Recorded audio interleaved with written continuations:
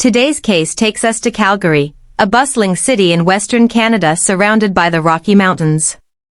It was here, on February 27, 1991, that Ania Wardzella, known to friends and family as Ania, was born. She came into the world as the first child of Stanislaw and Alina Wardzella, a couple who had uprooted their lives in Poland just a few years earlier in search of opportunity and stability. They had arrived in Canada in 1986 with little more than determination and hope, carrying the dream of creating a better life for the family they one day hoped to raise. Ania's father, Stanislaw, had been born in Poland on August 15, 1953, in a small town far away from the city lights.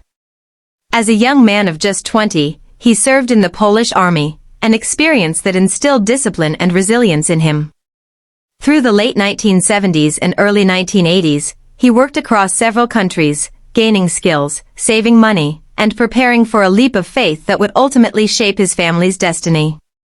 That leap was the decision to leave Europe and begin again in Canada. The Wardzellas settled in Calgary, where in 1987, Stanislaw married Alina. 4 years later, their daughter Ania was born, followed in 1992 by their son Peter. From the very beginning, Stanislaw was a dedicated father. His children meant everything to him. He worked tirelessly, not only to provide for them but to give them opportunities he could only have dreamed of growing up. He was their role model, someone who lived by example, showing them the value of hard work, love, and faith. The Wardzella family was close-knit, bound tightly by their Polish heritage and their Catholic faith. Friends described them as inseparable. Ania's childhood friend, Diana Wasaki, who knew her for over 20 years, recalled how the family was always together. She remembered the laughter that filled their home, and in particular, the warm and playful relationship between Ania and her father. From a young age, Ania immersed herself in Calgary's Polish community. She became a member of the Crossy Polish dance group, and she sang in the Polish youth choir. Culture wasn't just a hobby, it was part of her identity. Later, she joined the Polish Scouts, beginning her journey at Camp Woods in Sylvan Lake. She rose through the ranks, eventually becoming a guide leader, and in 2017, she even traveled to Quebec as a leader at the World Polish Scouts Jamboree.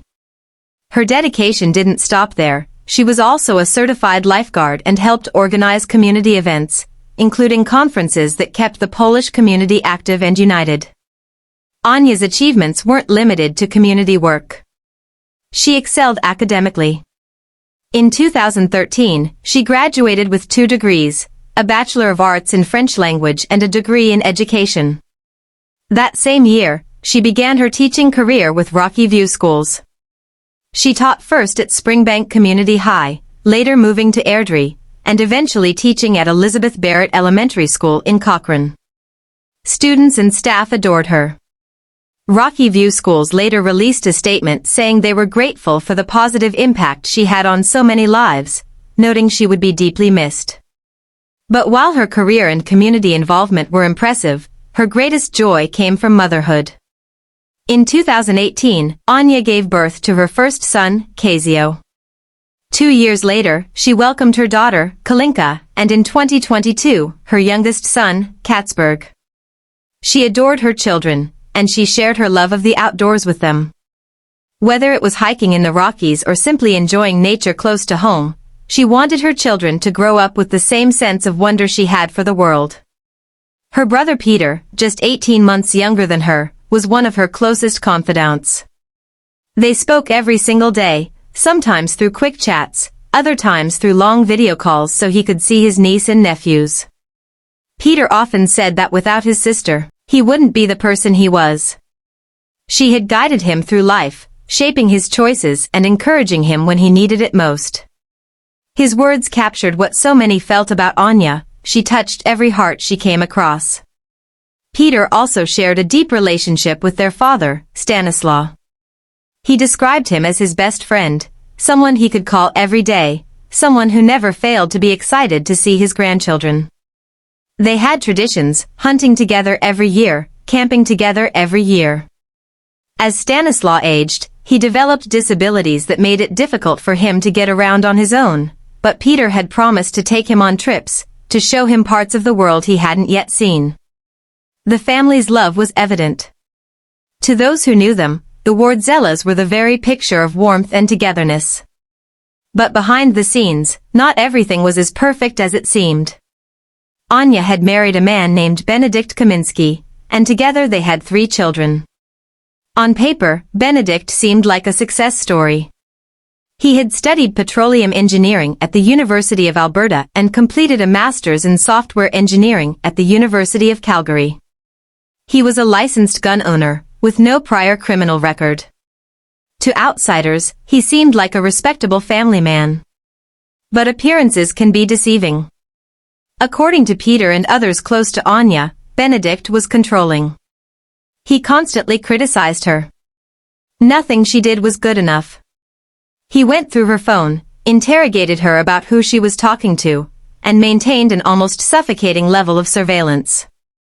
Though his behavior never escalated to reported physical violence, the psychological control was relentless.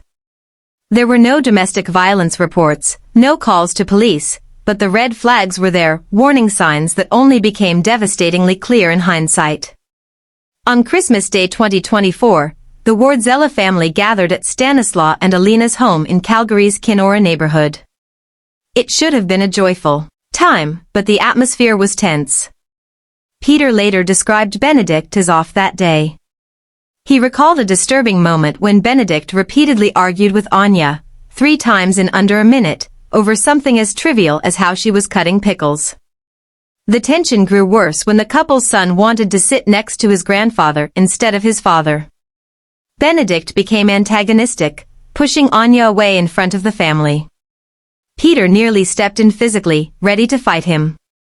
Benedict left before the situation spiraled further, but the damage was done. That night, Ania confided in her brother. She said she planned to leave her husband. She intended to file for a protective order. Peter never forgot her words. He later admitted, "I honestly never thought this guy was capable of something so horrific." But he was. 4 days later, on December 29, 2024, Benedict carried out an unthinkable plan. That afternoon, Ania dropped her mother, Alina, at the family home as usual. A neighbor, Diane Lincoln, saw the visit and later described the Wardzellas as a lovely, happy family. Nothing seemed unusual.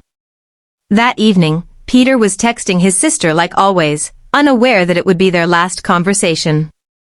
At 9:30 p.m., police were called to the Wardzella family home in Kenora Grove. Inside, they found 71-year-old Stanislaw shot dead. Alina had returned home to discover her husband's lifeless body. The man she had married nearly 4 decades earlier, the father of her children, and the proud grandfather of 3, was gone. Later that night, officers went to Ania's home in the Tuscany neighborhood. There, they found her as well, 33 years old, shot to death in her own house.